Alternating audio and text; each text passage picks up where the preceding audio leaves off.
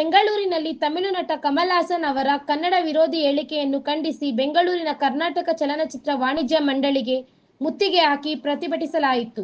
Bureau report, ರಾಷ್ಟ್ರಧ್ವನಿ news Kannada, Malur. Archana.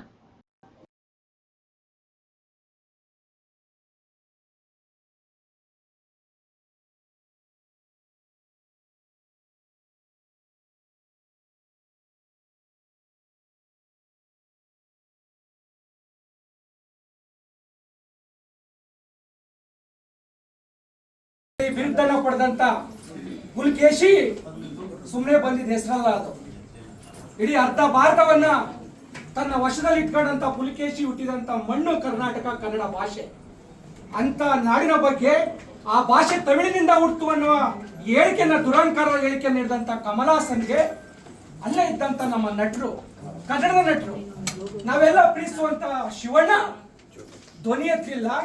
ಇವತ್ತು ಸಮರ್ಥನೆ ಮಾಡ್ಕೊಂಡಿದ್ದಾರೆ. ಇವತ್ತು ಅವರೊಂದು ಹೇಳಿಕೆನ ಕೊಡ್ತಾರೆ.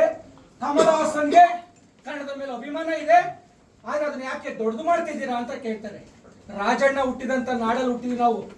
ಡಾಕ್ಟರ್ ರಾಜ್ಕುಮಾರ್ ಹುಟ್ಟಂತ ನಾಡಲ್ಲಿ ಹುಟ್ಟಿದೀವಿ. ಅವರಿಗಿರುವಂತ ಕನ್ನಡ ಮೇಲಿನ ಪ್ರೇಮ ಶಿವಣ್ಣಂಗೆ ಯಾಕೆ ಬರ್ಲಿಲ್ಲ ಅಂತ ನಂಗೆ ಗೊತ್ತಿಲ್ಲ. ಅದನ್ನ ಮುಂದೆ ಪ್ರಶ್ನೆ ಮಾಡೋಣ. ಆದ್ರೆ ಕಮಲ್ ಹಾಸನ್ ಕರ್ನಾಟಕದ ವಿರುದ್ಧ ಮಾತನಾಡಿರುವ ಹೇಳಿಕೆ, ಕನ್ನಡ ಭಾಷೆ ವಿರುದ್ಧ ಮಾತನಾಡಿರುವಂತ ಹೇಳಿಕೆಯನ್ನ ಬೇಷರತ್ತಾಗಿ ವಾಪಸ್ ಪಡಿಬೇಕು. ವಾಪಸ್ ಪಡಿಲಿಲ್ಲ ಅಂದ್ರೆ